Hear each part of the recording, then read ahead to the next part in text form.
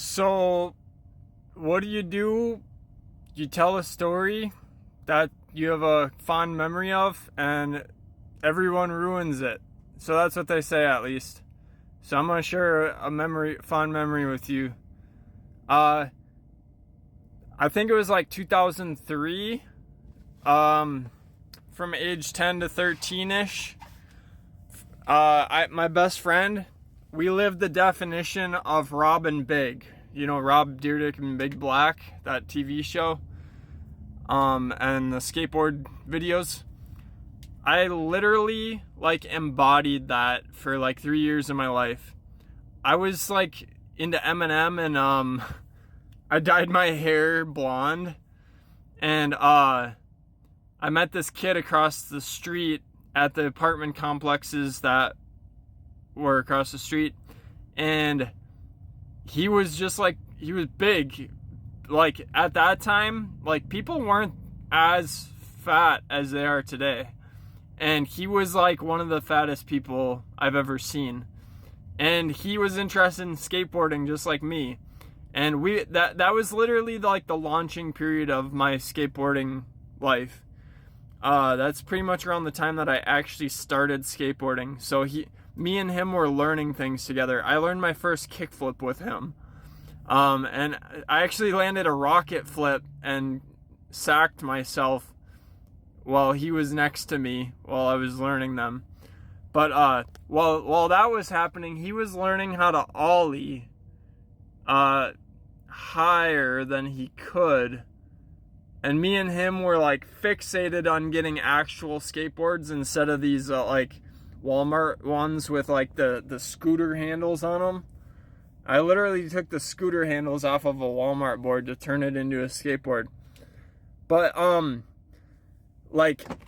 so what do you do when you're that age, right? 10 to 13, and you have a big fat friend?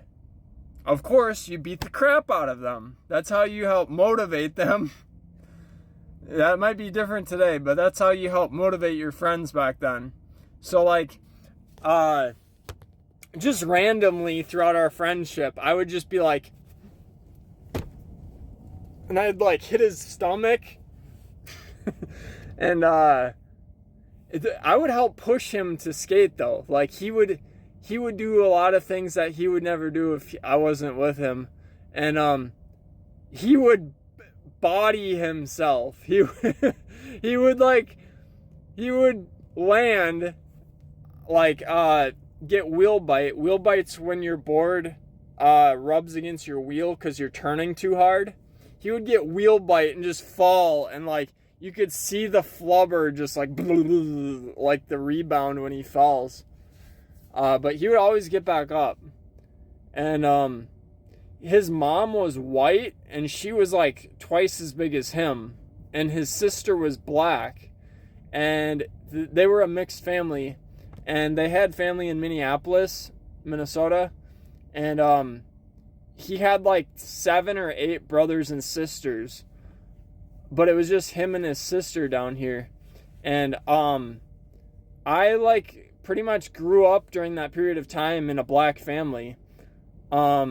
I went to Minneapolis with him and stayed the night at his family's house, and there were 8 black people in that house, and fighting over scrambled eggs, just basic eggs.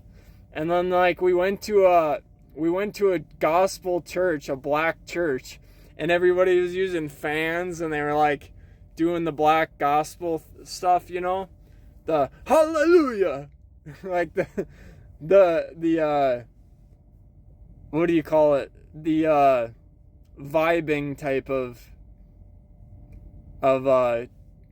church processes, where the women yell. It was the whole stereotypical thing.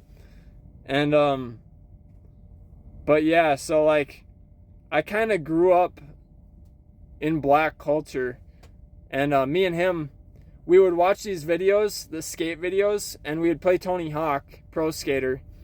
And I would emulate Bam on his dad when Bam hits his dad. That's how I pretty much got that for my friend.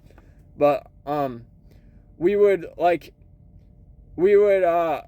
hyper fixate on these skate videos. We would watch the video like 8 to 10 times, even 20 times straight.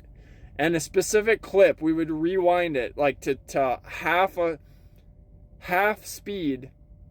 No, like quarter speed. So it would go like frame, like really slow. And we would hyper analyze the tricks. Like, dude, did you see that? How did they do that? And we'd pause it. We'd be like, go back, pause. Then we would talk about it. And we'd hang out in his room, spend the night and stuff. And then we'd go to my house, spend the night at my house, eat dinners at each other's places. And yeah, it was literally like Rob and Big. And we went to skate parks together, and it was a good time. It was really different, you know. My hometown's like predominantly white. Hispanic was like 5%. Black was like 3%. So it was just a very unique situation.